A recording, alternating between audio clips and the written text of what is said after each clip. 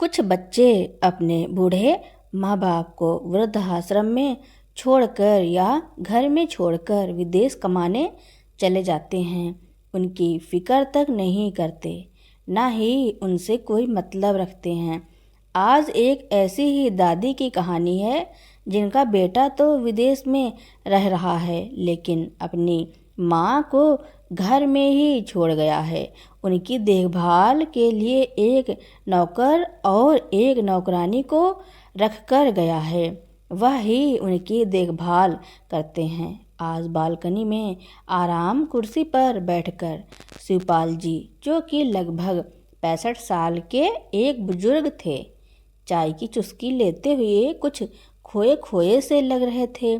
साथ बैठी उनकी पत्नी अर्चना जी ने उन्हें ऐसे बैठे देखकर कहा, आप फिर दादी की यादों में खो गए। शिवपाल जी जैसे सोते से जागे। उन्होंने चौंक कर कहा, हाँ रे, आज बड़े दिन बाद दादी की याद बड़ी ज़्यादा आ रही है। क्या तुम भूल गई? अगर दादी ना होती तो आज ना हम दोनों पति पत्नी होते, ना ही हमारे पास इतनी बड़ी संपत्ति होती। तो वैसे ही नौकरानी रहती और मैं भी कहीं छोटी मोटी नौकरी कर रहा होता। शिवपाल जी और अर्चना जी के जीवन की बात लगभग 30 साल पुरानी है।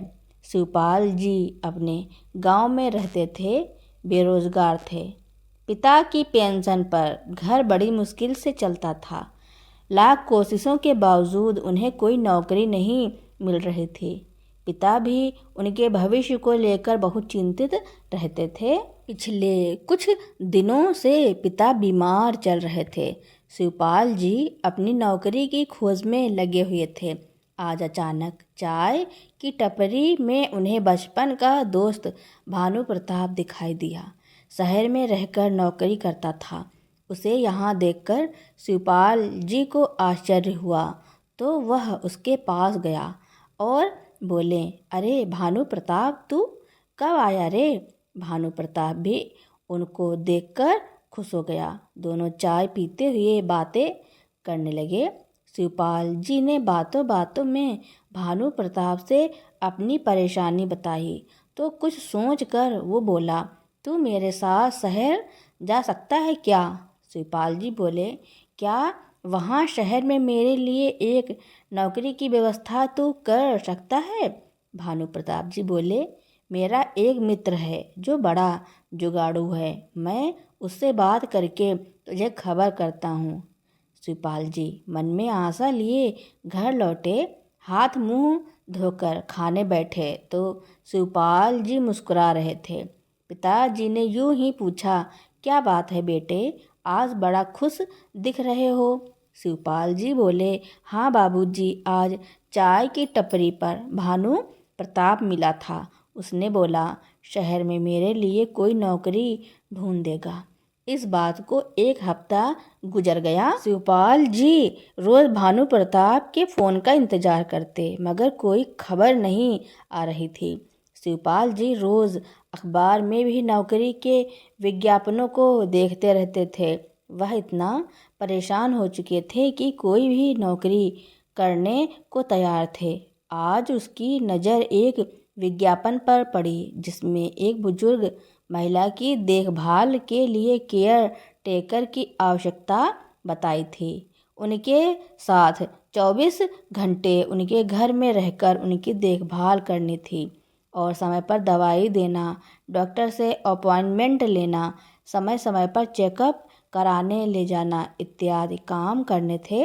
नीचे एक फ़ोन नंबर दिया था जिस पर संपर्क करना था। शिवपाल जी ने विज्ञापन देखा और सोचा कि जब तक कोई ढंग की नौकरी ना मिले वह इस काम को जिम्मेदारी से कर सकते हैं। उन्होंने पिताजी से बात की तो वह हिचकिचाते हुए बोले, बेटा, पता नहीं वह महिला कैसी हालत में है और फिर महिला के लिए पुरुष केयर टेकर लोग रखे या नहीं। मगर शिवपाल जी बोले, उन्होंने ऐसा तो कोई संकेत नहीं दिया है। इस काम के लिए उन्हें महिला केयर टेकर ही चाहिए। इस नंबर पर बात करके देखता हूँ, यदि जमा तभी जाऊँगा। उन्होंने भानु प्रताप को फ़ोन लगाया, जो उसी शहर का पता दिया था और किसी परिचित की जमानत भी चाहिए थी। भानु प्रताप ने पता लगाकर उसे वापस फ़ोन करके बताया कि उसके परिचित के किसी रिश्तेदार को ही चाहिए। वह विदेश में रहते हैं।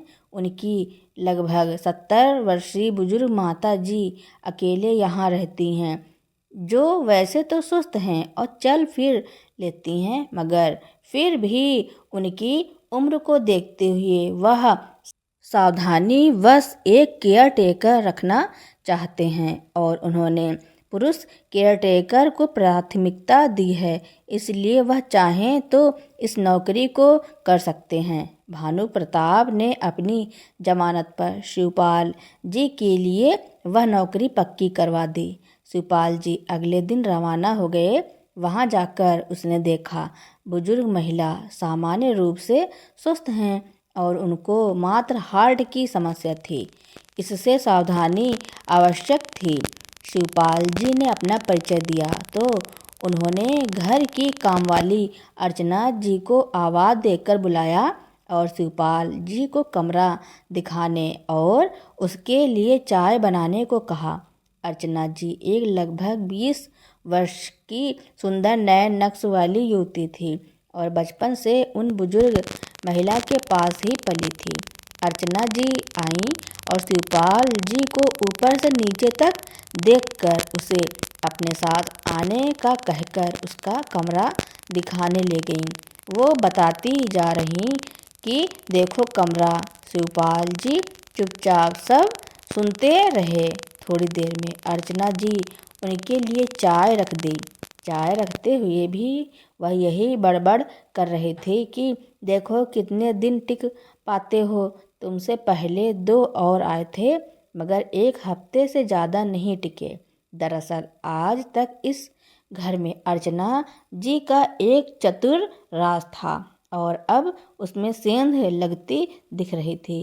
इसलिए वह नाराज थी और वह किसी को भी अपने राज में दखल अंदाजी की इजाज़त नहीं देना चाहते थे। सो कुछ न कुछ ऐसा करती थी कि अगला खुद ही तंग आकर काम छोड़ देता था। शिवपाल जी ने बड़ी दक्षता से बुजुर्ग महिला का काम संभाल लिया। अर्चना जी को देखा देखी दादी कहकर संबोधित करने लगा। वो बाजार से सामान लाती तो अर्चना जी साथ जाती।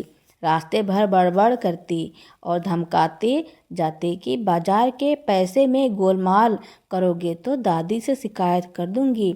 वह बाजार पैदल ही जाती और पैदल ही लौटती थी। वह सारा सामान भी शिवपाल जी से उठवा कर लाती। ऐसे दिन ब दिन नोक झोंक कब प्यार में बदल गई, उन्हें पता ही नहीं चला। ये बात दादी से भी नहीं छुप सकी। वे दोनों के इस छुपे प्रेम की अकेली साक्षी थी। दिन ऐसे ही कट रहे थे। सभी लोग हंसी खुशी रह रहे थे। एक दिन अचानक दादी की एक सहेली सविता दादी से मिलने आई। उसे रोते हुए बताया कि उनके विदेश में रह रहे बेटे ने उनकी जानकारी के बगैर उनका मकान बिल्डर को बेच दिया है और उन्हें वृद्धाश्रम चले जाने को कह दिया है। दादी ने पूछा मकान किसके नाम था, तो उन्होंने बताया कि उनके पति ने बेटे के नाम सारी संपत्ति कर रखी थी। दादी बोली फिर तो अब कुछ हो भी नहीं सकता। वह 2 दिन दादी के पास रहकर आखिर चली गई वृद्धाश्रम। दादी भी मन में विचार करने लगी कि क्या मेरा बेटा ऐसा कर सकता है। फिर खुद ही बोली अरे नहीं, एक तो वो वैसा लालची नहीं है और फिर संपत्ति भी तो मेरे नाम है। दादी जी 1-2 दिन के अंतराल में अपने बेटे से जो स्टेट में था बात होती रहती थी। समय के अंतर के कारण अक्सर बात रात के 10 बजे के करीब होती थी। ऐसे में शिवपाल जी और अर्चना जी उन्हें अकेले छोड़ देते थे। इधर कुछ दिनों से दादी जब बेटे से बात करती तो उनकी आवाज़ ऊंची होने लगी थी। शिवपाल जी ने अर्चना जी से कहा, लगता है दादी भाई साहब पर नाराज़ हो रही हैं, मगर उन्हें कुछ समझ नहीं आता था क्योंकि वह दूसरे कमरे में रहते थे। मगर यह समझ में आ रहा था कि यहाँ सब ठीक नहीं चल रहा है। एक दिन दोपहर में अचानक डोरबेल बजी तो शिवपाल जी ने दरवाज़ा खोला। सामने एक अपरिचित सा मगर देखने में गुंडा सा लगने वाला व्यक्ति खड़ा था। वो शिवपाल जी को धक्का देकर अंदर आया और जोर से आवाज़ दी, चाची मैं जुगनू भैया ने कल रात बताया होगा ना मेरे बारे में, मैं सब बात पक्की करके आया हूँ। आप बिल्कुल चिंता मत करना, मेरे होते हुए आपको इस प्रॉपर्टी की सही कीमत मिलने में कोई दिक्कत नहीं होगी। मैंने अपने परिचित बिल्डर से बात कर रखी है और हाँ, आपके लिए शहर के सबसे बढ़िया वृद्ध आश्रम में कमरा भी देख आया हूँ। आपको बिल्कुल तकलीफ नहीं होगी। शिवपाल जी चौंकते हुए उनसे कुछ कहना चाहा, इतने में दादी अंदर से बड़बड़ाती हुई बाहर आई और बोली, देखो तुम पहले भी आए थे और मैं तुमको पहले भी कह चुकी हूँ कि मेरे जीते जी मकान नहीं बिकेगा। मैं डोली में बैठकर आई थी, अब अर्थी में ही जाऊंगी, इसलिए तुम जाओ, तुम्हारी दाल यहाँ नहीं गलने वाली। जुगनू गुस्से में मुस्कुराते हुए बोला, अरे चाची छोड़ो ना ये दकियानूसी बातें, भैया ने एग्रीमेंट के पेपर बनाने को बोल दिया है, मैं कल परसों में बना लूँगा, आप बस दस्तखत कर देना, पैसे भैया के अकाउंट में पहुँच जाएंगे। दादी चीख कर बोली, तू जाता है या नहीं? तो वो बेशर्मी से हंसते हुए बोला, चला जाऊंगा चाची, गर्मी बहुत है, थोड़ा पानी तो पिला दो। अब शिवपाल जी ने उसे हड़काते हुए कहा, दादी ने तुमको जाने को बोल दिया है ना, अब तुम जाओ वरना ठीक नहीं होगा तुम्हारे लिए। जुगनू गुस्से में हुआ बोला, तू ठीक नहीं कर रहा है लड़के, तू मुझे जानता नहीं है, यह मेरा इलाका है, तुम लोगों का रहना नामुमकिन कर दूंगा। शिवपाल जी ने उसे बाहर निकालकर दरवाज़ा बंद कर दिया। दादी हाँफ रही थी। अर्चना जी पानी ले आई। शिवपाल जी ने पंखा फुल स्पीड में चला दिया और डॉक्टर को फ़ोन कर दिया। थोड़ी देर में डॉक्टर साहब आए। उन्होंने चेकअप करके उन्हें एक इंजेक्शन लगाया और किसी प्रकार की उत्तेजना से बचने को कहा। बोले, ज़्यादा उत्तेजित होना उनके लिए खतरनाक हो सकता है। अगले दिन दादी शिवपाल जी को लेकर अपने वकील के पास गईं। शिवपाल जी बाहर रुक गए। लगभग 1 घंटे बाद दादी बाहर आईं तो बड़ी निश्चिंत लग रही थी।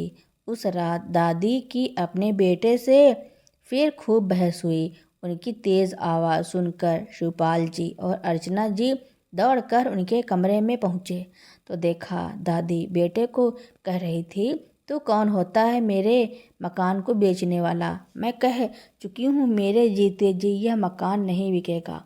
यह मकान मेरे पति ने मेरे नाम किया हुआ है और इसे बेचने का तुझे कोई हक नहीं है। इतना कहकर दादी ने फ़ोन रख दिया। इसके बाद बेटे का फ़ोन कुछ दिन आना बंद हो गया। कुछ दिन बाद दिवाली आई। दादी ने अर्चना जी और शिवपाल जी के साथ मिलकर पूरे घर को दिए से सजाया और छत पर जाकर फुलझड़ियाँ जलाकर दिवाली मनाई। बहुत खुश थी दादी, मगर उन्हें पटाखे के धुएं और शोर से तकलीफ हो जाती थी। हार्ट वैसे ही कमज़ोर था। ज़्यादा शोर से उनकी धड़कन बढ़ जाती थी, जो खतरनाक था, और पटाखे के धुएं से उनकी सांस फूलने लगती थी। फुलझड़ी जलाकर वो लोग छत से नीचे उतर आए और खाना खाकर दादी रात 11 बजे के करीब सोने की तैयारी करने लगी। इतने में धड़ाम धड़ाम की तेज आवाज़ें घर के ठीक दरवाजे के पास से आने लगी। शिवपाल जी ने दरवाज़ा खोला, देखा शराब में धुत और उसके 4 साथी मिलकर बड़े बड़े पटाखे उनकी बाउंड्री के नज़दीक फोड़ रहे थे। शिवपाल जी ने मना करना चाहा तो उसने धमकाते हुए कहा, सुन बे, ये तेरे बाप की जगह नहीं है बल्कि सरकारी है। हमें यहाँ पटाखे फोड़ने से कोई नहीं रोक सकता, समझा। वह लोग और भी ज़्यादा पटाखे एक साथ फोड़ने लगे। शिवपाल जी ने बाहर निकलकर उन्हें समझाना चाहा, मगर किसी तरह दादी और अर्चना जी उन्हें खींचकर अंदर लाईं। दादी ने शिवपाल जी को मना किया कि उनके मुंह न लगे और वह अपने कमरे में चली गईं। अर्चना जी शिवपाल जी को साथ लेकर अंदर चली आईं। दोनों ने मिलकर सभी खिड़की दरवाजे अच्छी तरह से बंद कर दिए और दादी को नींद की गोली देकर सुला दिया। शिवपाल जी उनके पैरों के पास ही बैठ गए और हल्के हल्के उनके पैर दबाने लगे। इससे उन्हें गहरी नींद आ गई। पटाखे अभी भी चल रहे थे और सोते हुए दादी पटाखों की आवाज़ से चौंक उठती थी। रात जैसे तैसे कटी। अर्चना जी चाय लेकर कमरे में आई तो देखा कि शिवपाल जी दादी के पैरों के पास ज़मीन पर सोए पड़े हैं। दरअसल सारी रात दादी की देखभाल करते हुए आखिर सुबह में किसी समय उनकी आंख लग गई थी। दादी ने सुबह की चाय पी और शिवपाल जी को एक चादर उड़ा देने को बोला। अर्चना जी जब चादर उस पर डाल रही थी तो उनकी नींद खुल गई। वो उठ बैठे। अर्चना जी अपने और उनके लिए भी चाय ले आईं। चाय पीते हुए शिवपाल जी दादी से बोला, दादी आप मुझे आज्ञा दो तो मैं उस गुंडे को एक दिन में सीधा कर दूंगा। दादी बोली, बेटा तू उसको नहीं जानते, वह बहुत बड़ा गुंडा है और उसके राजनीतिक संपर्क भी बहुत हैं। उस पर हाथ डालने से पुलिस भी कतराती है। तू रहने दे, मैं सब ठीक कर दूंगी। बात आ गई होगी। कुछ दिन शांति से गुजरे। दादी के बेटे से पुनः बातचीत शुरू हो गई। यह देखकर अर्चना जी और शिवपाल जी दोनों खुश थे, मगर यह तूफान आने से पहले की शांति थी। चोट खाए सांप की तरह फनफना रहा था। उसे मालूम हो चुका था कि दादी को पटाखे से तकलीफ होती है। उसने छुपकर बात करने की सोची और मौके की तलाश में रहने लगा। दिवाली के कुछ दिन बाद सुबह लगभग 5 बजे दादी बिस्तर से उठकर बाथरूम तक पहुंची होंगी कि अचानक एक बड़ी तेज आवाज़ में पटाखा ठीक घर के मुख्य दरवाजे पर फटा। दादी अचकचा कर असंतुलित हुई और सर के बल गिरकर बेहोश हो गई। शिवपाल जी आवाज़ सुनकर भाग कर अपने कमरे से दादी के कमरे में आया। उसने दादी को बाथरूम के दरवाजे पर गिरा पाया तो उन्हें उठाया और बिस्तर पर लिटा कर तुरंत डॉक्टर को फ़ोन लगाया। थोड़ी देर में डॉक्टर ने आकर दादी का चेकअप कर उन्हें फ़ौरन अस्पताल जाने को कहा। अस्पताल में जांच के बाद पता लगा गिरने से सर पर लगी चोट से ब्रेन हेमरेज हो गया है। 2 दिन उसी तरह बेहोश रहकर दादी ने दम तोड़ दिया। शिवपाल जी और अर्चना जी जैसे अनाथ हो गए। डॉक्टर साहब ने उनके बेटे को खबर दी। बेटा विदेश से आया और दादी की अंतिम क्रियाओं से निवृत्त होने के बाद उसने दोनों को बुलाया। शिवपाल जी और अर्चना जी को देखकर चौंके, मगर दादी के बेटे ने उसे अपनी बगल में बिठाया और शिवपाल जी और अर्चना जी को भी सामने बिठाया। शिवपाल जी ने कुछ कहना चाहा। उसने उसे रोक दिया और उससे बोला कि वह पेपर निकाले। एग्रीमेंट के पेपर तैयार करके ही लाया था। बेटे ने पढ़कर उस पर हस्ताक्षर कर दिए और जुगनू से बोला, लो अब तुम संभालो, आज से यह सब तुम्हारे जिम्मे, और हाँ, मेरा भुगतान बैंक में जल्दी जमा करवा दो, जिससे हम फाइनली यह प्रॉपर्टी तुम्हारे हवाले करके फुर्सत पाएं। मुझे वापस भी जाना है, मेरे पास ज़्यादा समय नहीं है। जुगनू बोला, बस आप फिक्र मत करो, आज ये बिल्डर चेक से भुगतान कर देगा, परसों तक आपके खाते में पैसे आ जाएंगे।